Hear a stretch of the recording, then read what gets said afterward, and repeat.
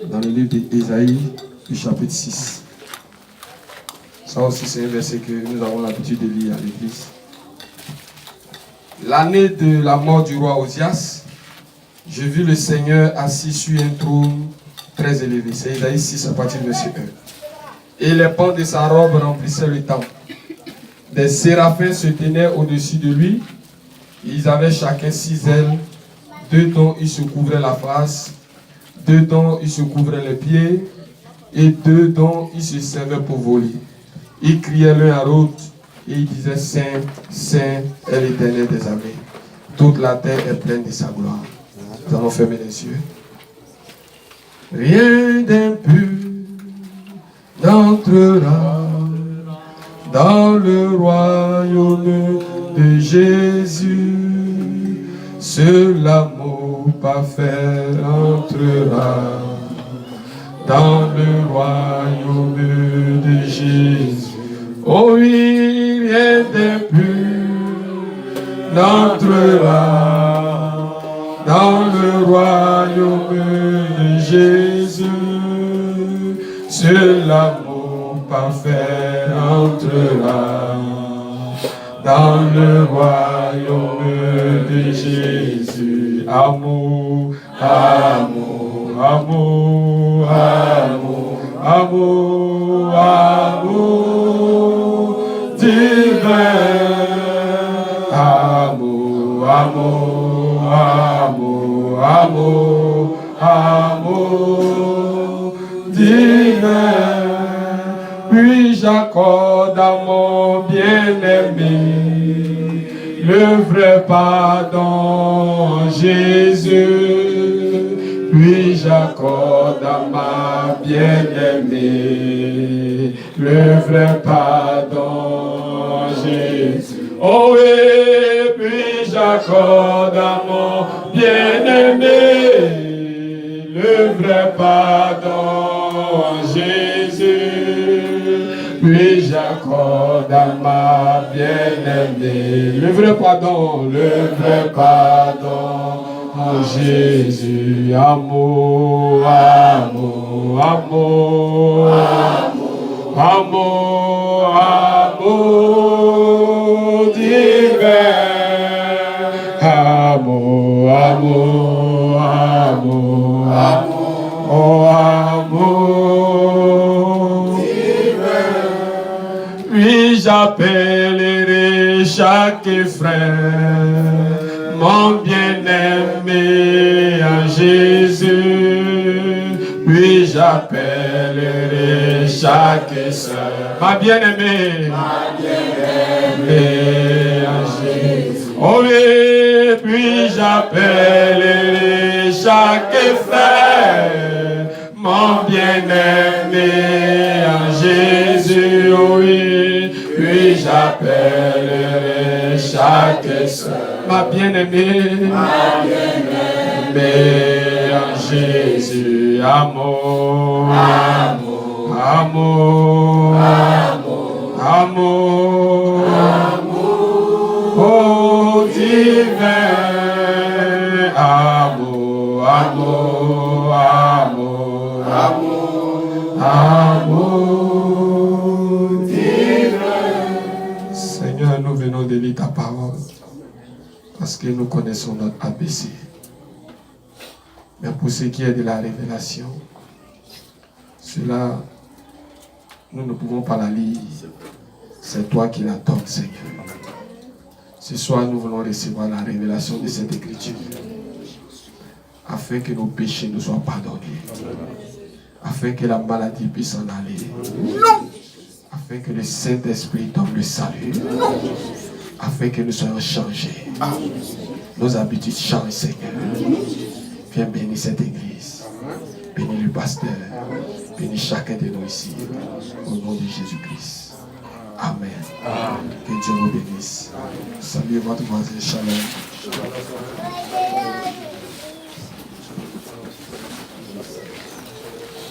Que Dieu vous bénisse. Nous saluons le pasteur Jean-Marie. Que Dieu bénisse Pasteur Jean-Marie. Que Dieu bénisse tous les anciens, les prédicateurs. Amen. Frère François, frère David, frère Gou, tous les anciens. Que Dieu vous bénisse.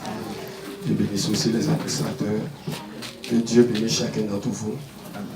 Nous sommes contents de la présence de l'homme de Dieu Zéné. Amen. Amen. Nous le connaissons depuis très longtemps. Amen. Depuis de l'autre côté à l'église de Koumassi. Amen, amen, amen. Que Dieu le bénisse aussi. Amen. Que Dieu aussi bénisse le pasteur Gédéon. Amen. Qui est venu de loin aussi pour assister au programme. Que Dieu le bénisse richement. Alors, comment on a apprécié la prédication d'hier? Amen. Alléluia. C'était merveilleux, n'est-ce pas? Le fait d'écouter notre frère prêcher, vraiment cela a créé la joie dans mon cœur. Amen. Alléluia. Amen. Mais aussi, vraiment, hier, j'étais beaucoup déçu, comme encore aujourd'hui.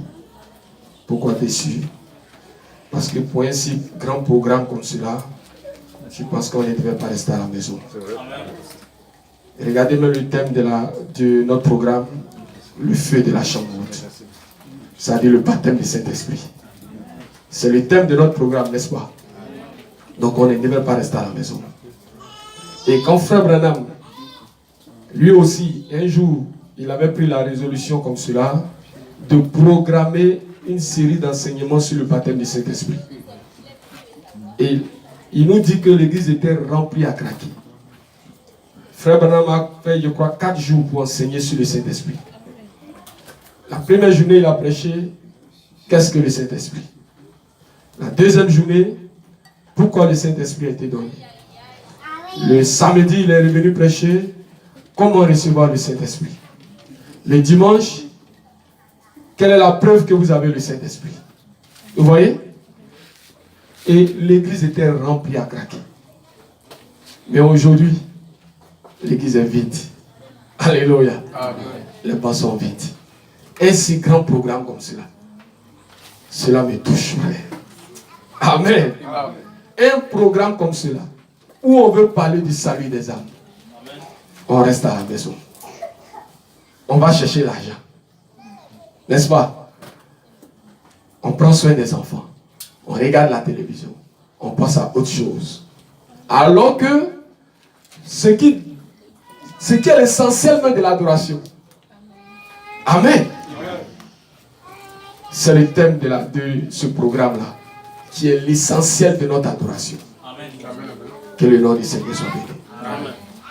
Je vais simplement continuer la prédication du frère hier, mais je vais aborder ici une autre facette. Je crois que dans notre programme, je vais intervenir aujourd'hui. Et puis peut-être dimanche, notre pasteur Zéné va intervenir le samedi. Amen. Que Dieu soit béni. Donc dimanche, peut-être ça sera le matin ou le soir, ça va dépendre du pasteur. Que le nom du Seigneur soit béni. Mais ça sera un peu une continuité de ce que notre frère a prêché hier.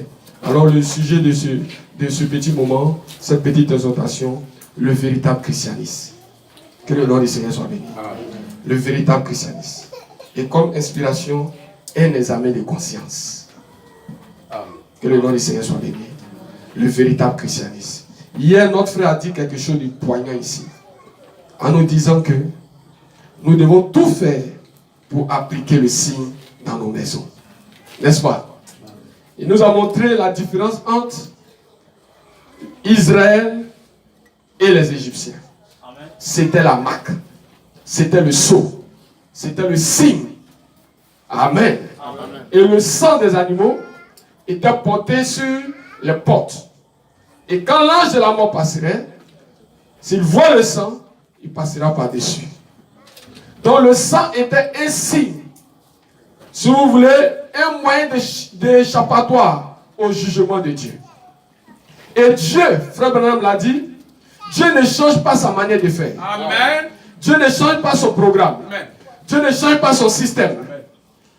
Amen. Alléluia. Amen. Chez nous les hommes on dit, on ne change pas une équipe qui gagne. Et Dieu aussi ne change pas son équipe. Son plan reste toujours le même. Si hier pour faire sortir des gens, Dieu a eu besoin d'un prophète, amen, ne vous attendez pas aujourd'hui à ce que Dieu lui-même descende pour vous faire sortir. Non. Il ne le fera pas. Amen. Dieu continuera tout le temps dans son plan. Amen. Frère Branham dit, si Dieu a guéri quelqu'un sur la base de Ésaïe 53, oui, Si vous venez sur cette même base, Dieu est dans l'obligation de vous guérir. Parce que c'est sa manière d'être. Dieu ne fait que confirmer sa parole. Et Dieu est lié à un serment.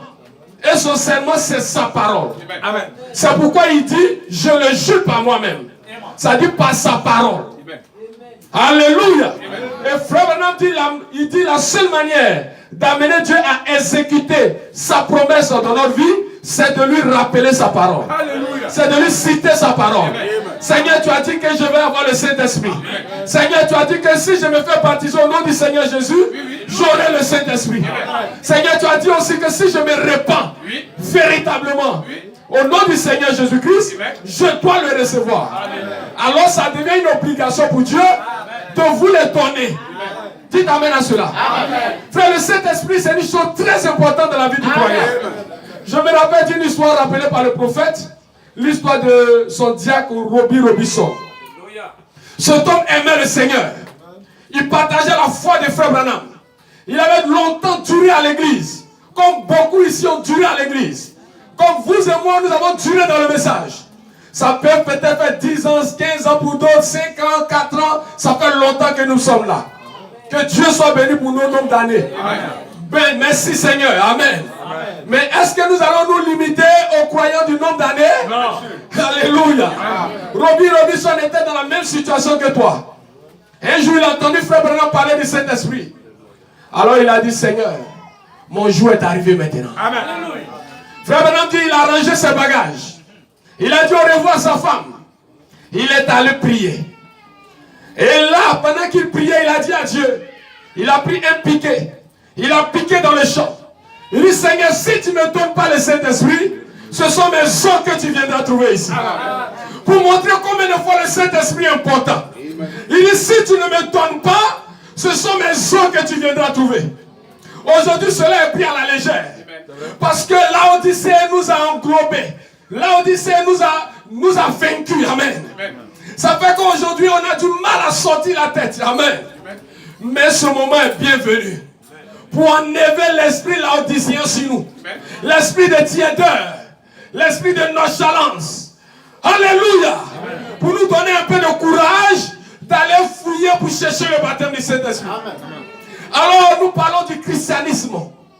Qu'est-ce que le christianisme, mes amis? Le véritable christianisme. Frère Branham dit, c'est la seule religion vivante. Amen. Dites amen à cela. Amen. Regardez la définition que William Branham donne. Il dit le christianisme c'est la seule religion vivante. Amen. Dans ce monde, on en connaît beaucoup de religions. On en connaît le bouddhisme. On en connaît l'islam. On en connaît les Krishna. Jean-Marie Adjafi ici en Côte d'Ivoire. Oui, il y en a tellement. Mais William Branham dit, parmi toutes ces religions, la religion vivante, il dit c'est le christianisme. Pourquoi elle est vivante? Parce qu'elle est basée sur trois choses. La mort. Alléluia. L'ensevelissement. Et là, elle était encore au même niveau que les autres religions.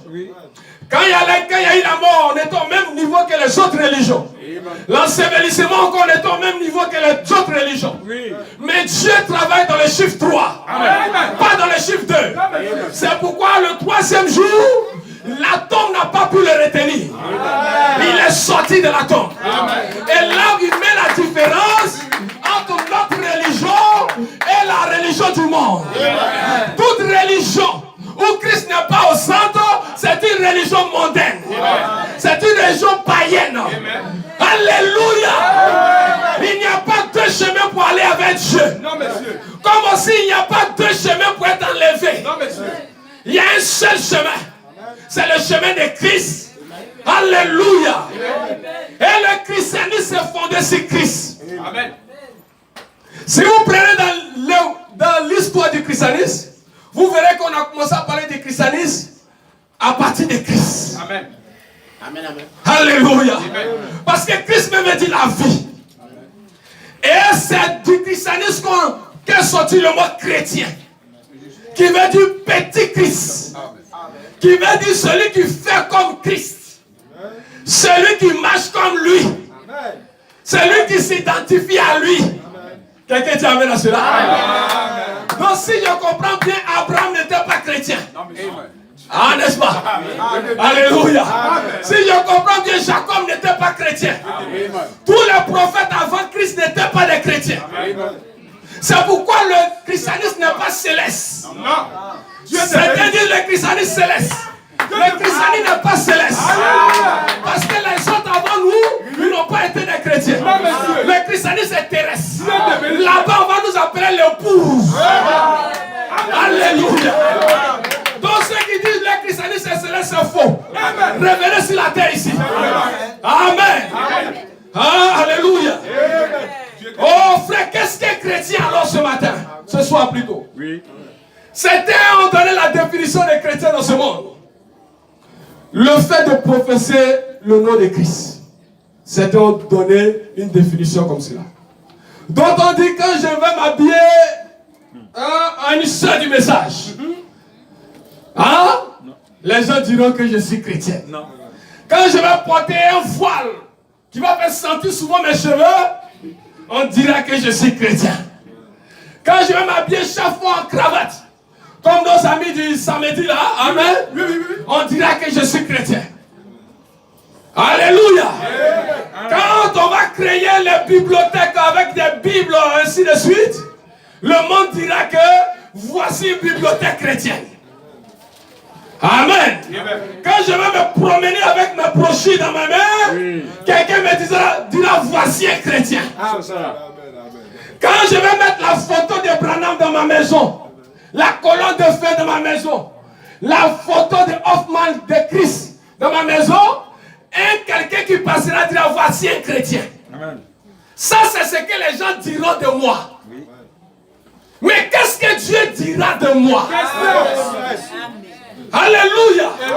Est-ce que la définition du mot chrétien est égale à c'est-à-dire la définition du mot chrétien pour les païens comme pour les hommes est la même chose pour celle de Dieu?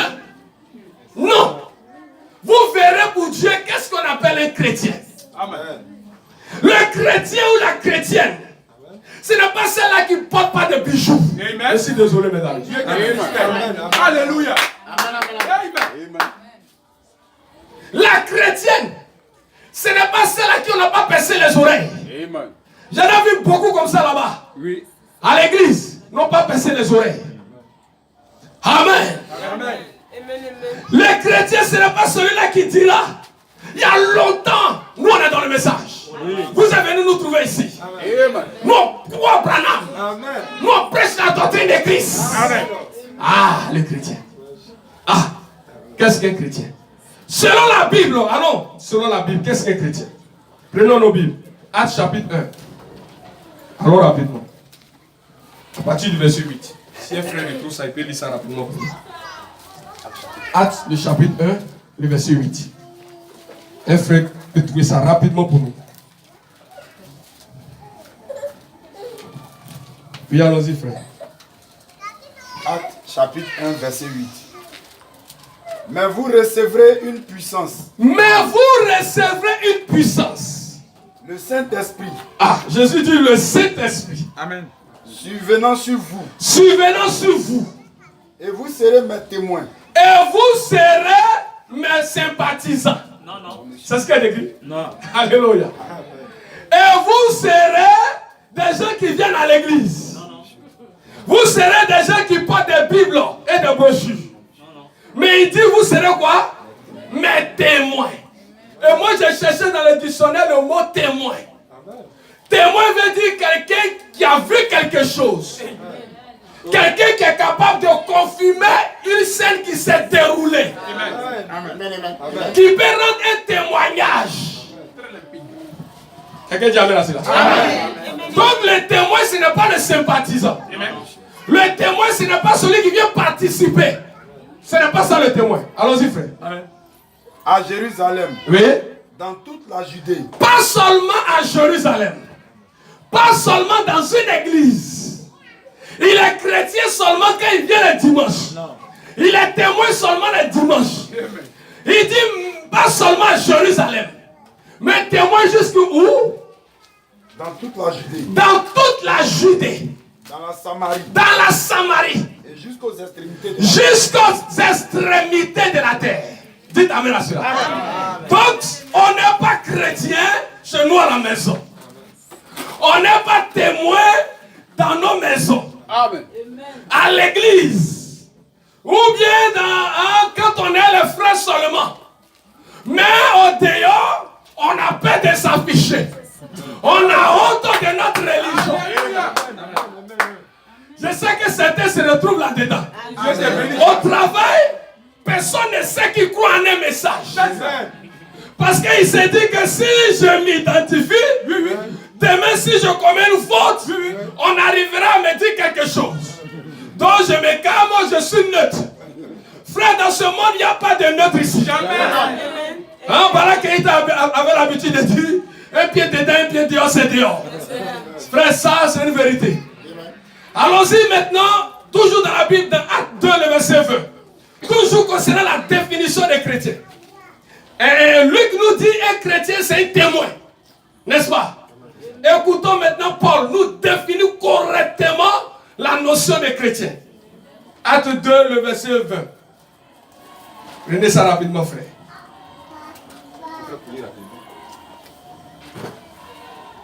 Le soleil se changera en ténèbres. Est-ce que c'est ça? Galates 2. Galates 2, le verset 20. Excusez-moi. Galates 2, le verset 20. Amen.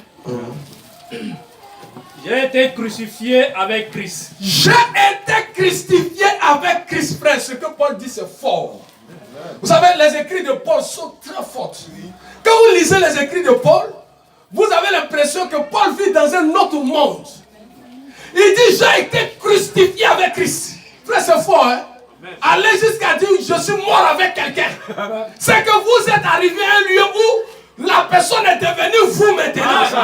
C'est que quand on est en train de le crucifier, Paul a ressenti la chose en lui. Amen. Dites amen à ça. J'ai été crucifié avec lui. Ça dit que aujourd'hui, Paul étant croyant, Paul réalise que cette douleur, il la ressent aussi. Allons-y, frère. Et si je vis, ce n'est plus moi qui vis. Ce n'est plus moi qui vis. C'est Christ qui vit en moi. Voici la définition de chrétien. Amen. Si je vis, ce n'est plus moi qui vis. Alléluia. Amen. Mais c'est la brochure qui vit en moi. Amen. Vous dites amen à ça? Amen.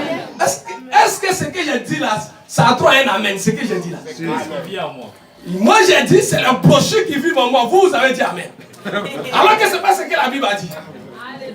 Alléluia. Amen. Alléluia. Si je vis, c'est le monde qui vit en moi. Non. Alléluia. C'est la télévision qui vit en moi. Non, monsieur. C'est la plaisanterie qui vit en moi. Non, monsieur. C'est ce qu'il a dit? Non. Mais il dit quoi? C'est Christ qui vit en moi. C'est Christ qui vit en moi. Allons-y. Si je vis maintenant dans si la je chair, vis maintenant dans la chair, je vis dans la foi au Fils de Dieu. Je vis dans la foi au Fils de Dieu. Que Dieu te bénisse. Voici la définition du mot chrétien. Quelqu'un qui est chrétien selon Paul et Luc, non seulement il est témoin, mais il est témoin parce que quelqu'un vit en lui. Donc si je comprends bien Paul, il n'est plus un, mais si vous voulez, il est un en deux. Ou bien deux en un. Alléluia. Amen. Amen. Ça dit qu'il est devenu deux en un maintenant. Ça dit que quelqu'un d'autre est venu vivre au-dedans de lui. Amen. Et ça, c'est difficile aux gens de comprendre ça. Amen. Le ministère de Dieu dans un homme. Amen.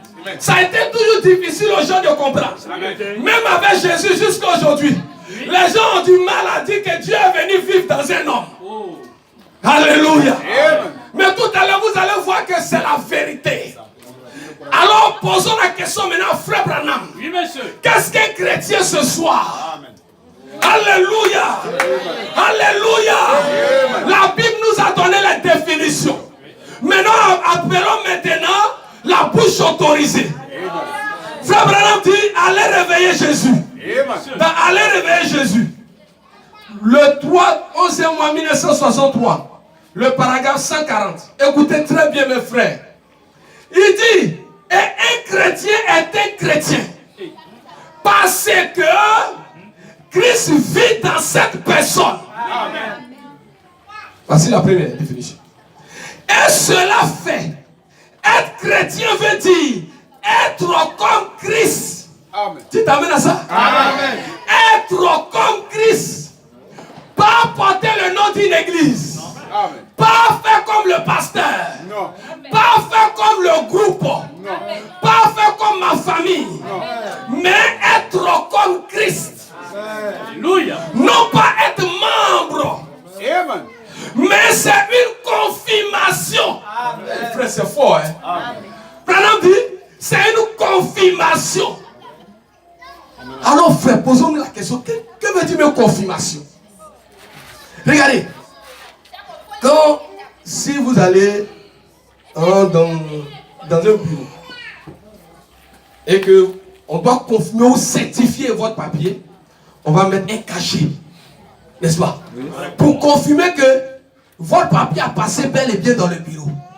Amen. Et le cachet, c'est un cachet qui est visible. Et ça va identifier l'autorité qui a porté la chose. Amen. Amen. Alléluia. Amen. Et vous pouvez présenter le papier maintenant aux gens. Par rapport au cachet. Donc c'est le cachet qui va donner la valeur au papier. Amen. Même tous les diplômes que nous avons, on peut les saisir dans un cyber. Ou bien même je peux prendre mon portable, saisir le diplôme. Mais le diplôme aura une valeur quand il aura une autorité compétente. Alléluia. Donc moi aussi, je vais avoir une valeur.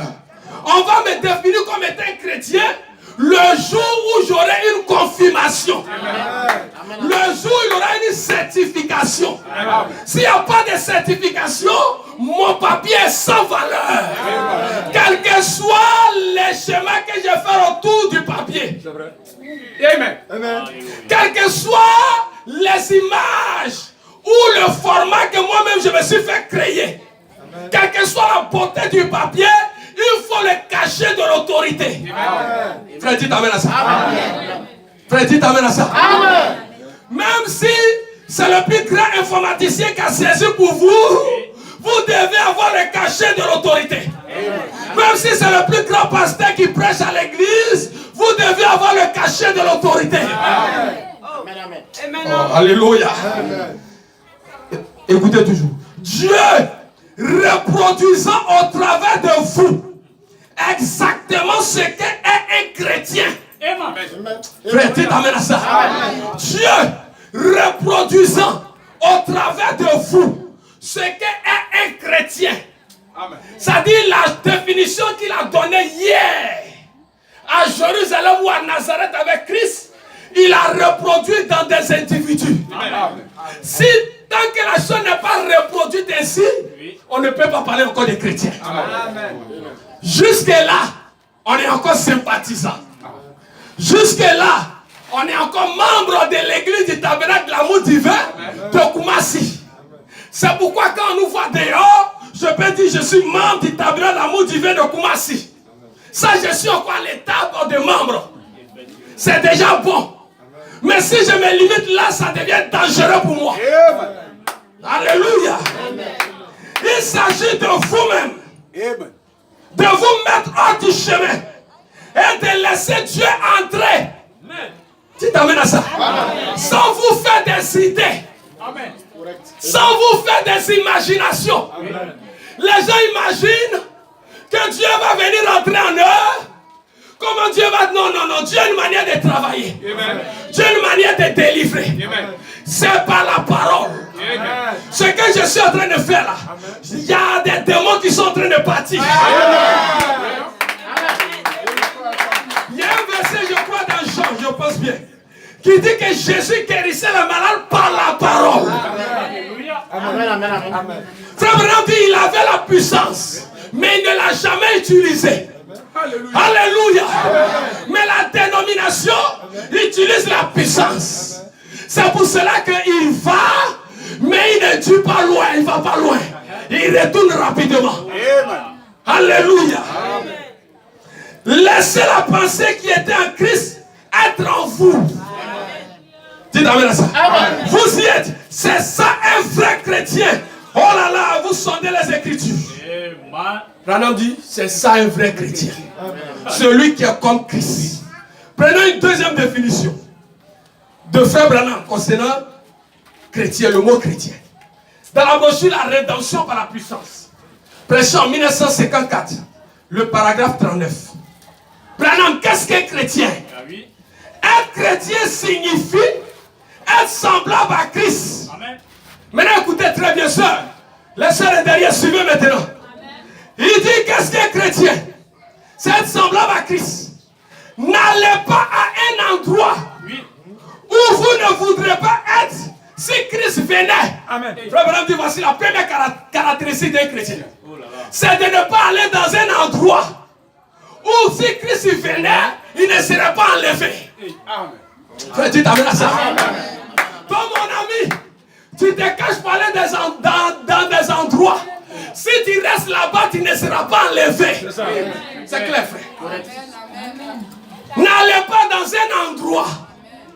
Donc il y a des lieux où les chrétiens ne doivent pas mettre pied. Amen. N'allez pas dans un endroit. Alléluia. Ne dites rien. Oh, deuxième chose. Rien que vous ne voudrez pas être en train de dire lorsque Christ viendra. Amen. Il dit n'allez pas dans un endroit. Amen. Ne dites rien. Amen. Notre langue, ça là, ça produit la mort. Amen. Notre langue qui est là, ça peut détruire le monde. Amen. Frère, regardez le politicien. Par sa parole, il peut continuer un peu par se brûler. Oui. N'est-ce pas? Oui. Il peut s'asseoir chez lui à la maison et dire si vous dormez, arrêtez de dormir. C'est clair. Si vous vous faites ça, arrêtez. Et tellement les gens sont sur l'enthousiasme, ils sont prêts à tout. Pourquoi? Parce qu'on ne joue pas avec la parole. Amen. Est-ce que vous me suivez? Amen. Quand on voit quelqu'un en train de parler du mal de son frère, frère Branham dit ne dites pas. Alléluia. C'est pourquoi Branham a prêché les désillusions au jour du jugement. C'est ça. Frère, ce soir, il faut qu'on se dise la vérité. Amen. Là, on sera quitte chacun de nous. Amen. Que ce soit les pasteurs, que ce soit les prédicateurs, que ce soit les anciens, on a tous besoin du vaccin de Dieu. Amen. Vous allez voir Jésus, le grand frère. Le frère aîné, il n'est pas passé à côté du vaccin. Lui-même, Christ, il a eu besoin du vaccin. C'est pourquoi quand les gens le mettent au rang de Dieu, là, il se limite là. Il ne peut pas comprendre la relation qui existe entre eux et les dieux. Mais si vous le mettez au rang de votre grand frère, vous pouvez alors comprendre la relation qui peut exister entre vous et votre Dieu. Paul dit, il est le premier-né d'entre plusieurs frères. Amen. Fini. Amen. Alléluia. Je viens entendre des amens ce soir. Alléluia. Branham dit, ne dites rien, mes soeurs. Vous savez, en général, dans les églises, c'est les soeurs qui parlent beaucoup. Dieu te bénisse, frère. Alléluia. Amen. Les frères aussi. Tu as un comportement de femme. Amen. Sa bouche est comme femme. Oui. Amen. Il faut une délivrance de la bouche. Amen. Ce n'est pas tout ce qu'on voit qu'on dit. Amen. Il y a des choses qu'on voit, on ne parle pas. Amen. Le regard même parle. Amen. J'ai l'habitude de dire, chez moi à la maison, j'ai dit, si tu vois tout et puis tu parles, c'est dangereux. Amen. Parce que si madame voit tout dans la maison et parle, et que toi, monsieur aussi, tu veux suivre ce ordre-là, mon ami, tu ne vas pas t'en sortir. Amen. Alléluia. Amen. Alléluia. Amen. Vous savez, nous autres, on est désordonnés. Moi, comme ça, je suis très désordonné.